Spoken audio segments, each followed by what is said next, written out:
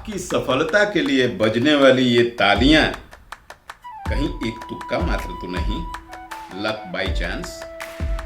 क्या अधिकांश सफल लोगों को यह डर अंदर से सताता रहता है कि वे धोखेबाज यानी फ्रॉड हैं?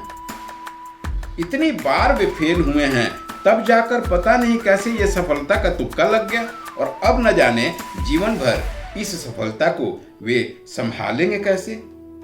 कहीं आप भी अपनी सफलता से डरे तो नहीं हैं? घबराइए नहीं, आप अकेले नहीं। मनोविज्ञान में इसे इम्पोस्टर सिंड्रोम कहते हैं, जिससे दुनिया के 70% लोग ग्रसित होते हैं। नमस्कार, मैं गजेंद्र। अंतरयात्रा के आज की प्रस्तुति में स्वागत है मित्रों। आज हम जानेंगे इम्पोस्टर सिंड्रोम क्या होता है, क्यों हम अपनी सफलता से डर जाते हैं, इसे जीवन भर मेंटेन कैसे करेंगे, इसका टेंशन सताता रहता है।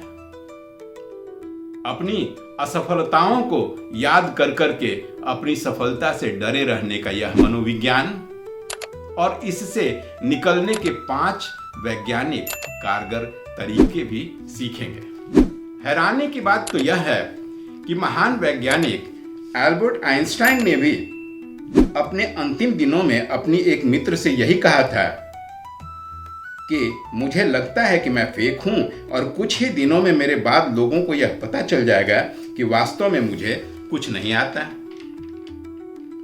जर्नल ऑफ बिहेवियरल साइंस की एक रिसर्च बताती है कि दुनिया के 70% लोग अपनी जिंदगी में कभी न कभी इसी मनोभाव से गुजरते हैं। यानी अगर एक कमरे में सफल 10 लोग बैठे हैं तो उनमें से 7 यह समझते हैं कि उनकी सफलता तुक्के से मिल गई थी। मैं उतना काबिल भी नहीं हूं जितना लोग समझ बैठे हैं, और एक दिन सबों को हमारी सच्चाई सामने आ जाएगी, हमारी कलई खुल जाएगी। इसमें सिर्फ आप ही नहीं, हॉलीवुड स्टार्स भी हैं, कई सीईओ और यहां तक कि ओलंपिक एथलीट्स भी हैं।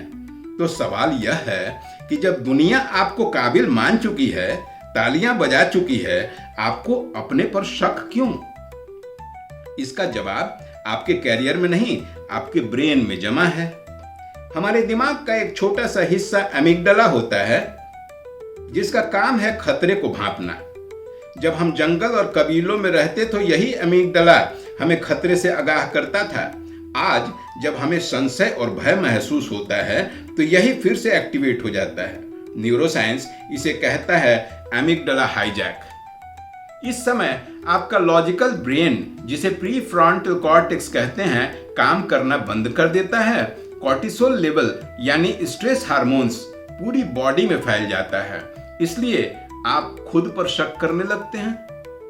लॉजिक काम नहीं करता, सिर्फ घबराहट होती है। यह आपकी योग्यता की कमी नहीं, बस यह एक फॉल्स बायोलॉजिकल अलार्म है। मनोविज्ञान में एक दिलचस्प टर्म है प्लूरलिस्टिक इग्नोरेंस। हम सब एक ही नाव पर हैं, डरे हुए, भयभीत, लेकिन बाहर से सभी कॉन्फिडेंस का मुखौटा पहने हैं। आप अपने बिहाइंड द सीन, जहां डर और असुरक्षा बचता है, की तुलना दूसरों के हाईलाइटेड रील से कर रहे होते हैं। महाभारत के कर्ण के पास सब कुछ था, कवच कुंडल भी, दुनिया का सर्वश्रेष्ठ धनुर्धर भी था, लेकिन अपने खुद की नजर में वह आश्वस्त नहीं था। उसे हमेशा दूसरों का वैलिडेशन चाहिए होता था, कभी दुर्योधन का, कभी समाज और गुरुओं का, और अर्जुन को हराकर पूरी दुनिया का। समस्या यह नहीं थी कि वह सूत पुत्र था, समस्या थी कि उसने दुनिया के नजरिए को ही अपनी हकीकत मान ली थी। हमारे पास भी हमारी सैलरी, हमारी डिग्री, हमारे एक्सपीरियंस, हमारी सफलता और बैंक बैलेंस का कवच कुंडल तो है ही, लेकिन यह सब तुक्के से मिल गया। अंदर से तो वैसे ही हैं, खाली से। अनिश्चितता का, संशय का और भय का माहौल, यानी एमिगडाला हाईजैक। कैसे निकलें इस इम्पोस्टर सिंड्रोम से, भय और संशय की अनिश्चितताओं के माहौल से? 5 वैज्ञानिक तरीके बताता हूं, ध्यान से समझिए। पहला तरीका, आइडेंटिटी सेपरेशन। अपनी पहचान और अपनी वर्तमान भूमिका दोनों अलग अलग हैं, इन्हें अलग अलग ही समझना पड़ेगा, अलग रखना पड़ेगा। विज्ञान में इसे एनमेशमेंट कहते हैं। जब आप पहले अपने सेल्फ वर्थ को अपने वर्क या जॉब से चिपका लेते हैं। कर्ण यही किया था। यदि मैं सर्वश्रेष्ठ धनुर्धर नहीं तो मैं कर्ण कैसे? तो क्या करें? खुद को एक एक्टर की तरह देखिए। जब ऑफिस में हैं तो बेस्ट एम्प्लॉय का रोल निभा रहे हैं। अगर उस भूमिका में कोई गलती होती है तो इस रोल में गलती हुई है, आपके व्यक्तित्व में नहीं।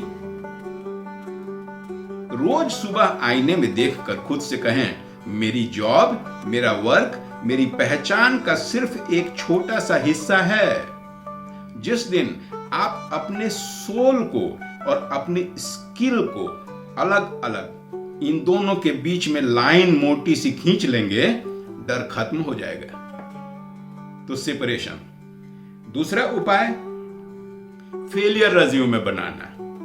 हमें लगता है कि यदि हम अपनी कमियां छुपाए रखेंगे तो हम सुरक्षित रहेंगे। लेकिन सच तो यह है कि सीक्रेट कीप्स अस सिक। राज को संभालते संभालते हम बीमार हुए जाते हैं। स्टैनफोर्ड यूनिवर्सिटी के प्रोफेसर जोहान्स हाउसहॉफर ने अपना सीवी ऑफ फेलियर बनाया और पब्लिश भी किया। दुनिया को दिखाया कि उनके कितने सारे रिसर्चेस रिजेक्ट हो गए थे और उनका डर खत्म हो गया।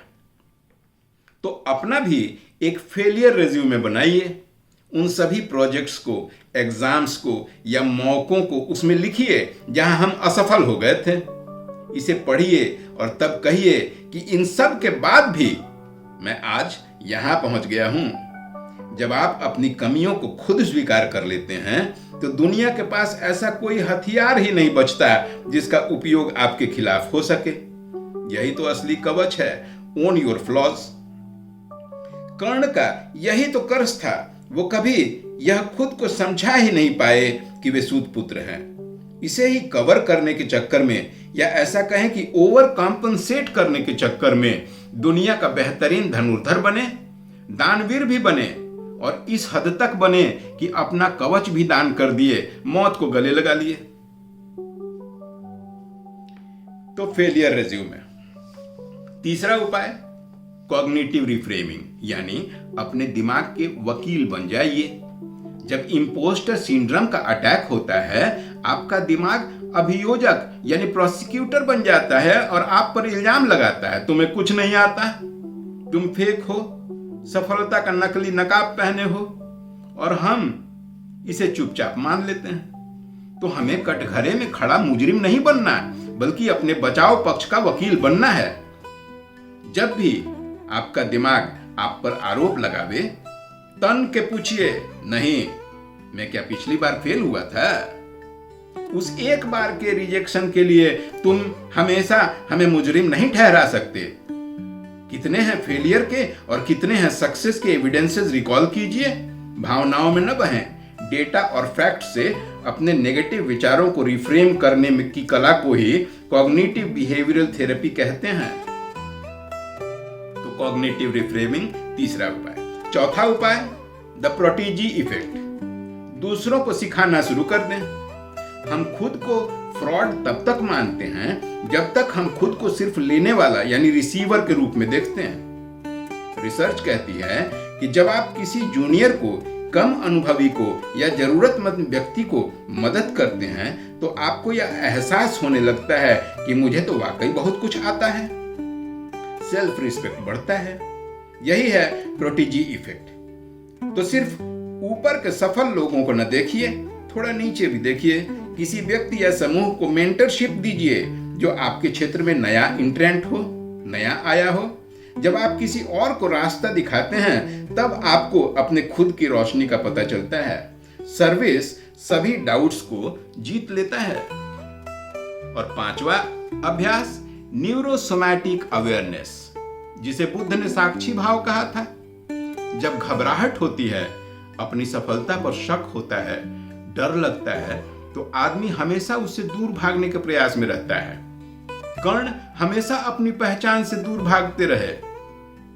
साक्षी भाव यानी थर्ड पार्टी ऑब्जर्वर की तरह उस भय को अपने से अलग करके देखिए वह एक मनोभाव है, आप नहीं। जैसे टीवी पर एक प्रोग्राम चल रहा है जिसे आप अलग से देखते हैं, अपनी पूरी पहचान को उसमें इन्वॉल्व तो नहीं कर लेते। उसी तरह उस भय से 2 कदम पीछे हटकर उसे ऑब्जर्वर की तरह देखिए।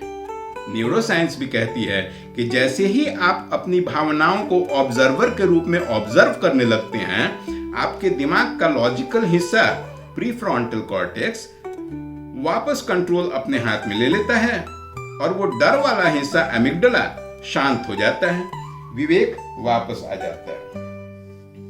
तो मित्रों, सफलता कई असफलताओं के बाद ही मिलती है, लेकिन यह तुक्का नहीं है।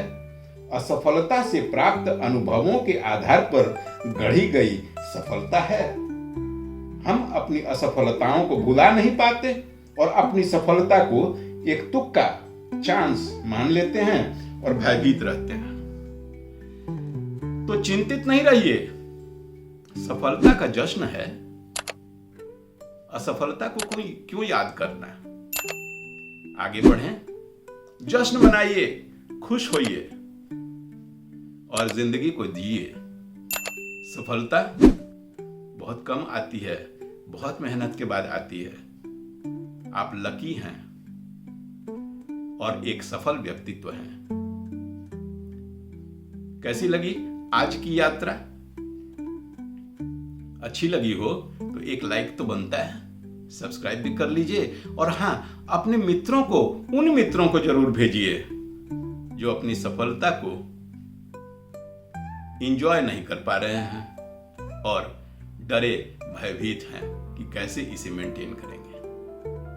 आज के लिए इतना ही मित्रों। हम अपने आने वाली प्रस्तुति में शीघ्र ही आपके सामने फिर से उपस्थित होते हैं। तब तक के लिए नमस्कार और सफलता एंजॉय कीजिए।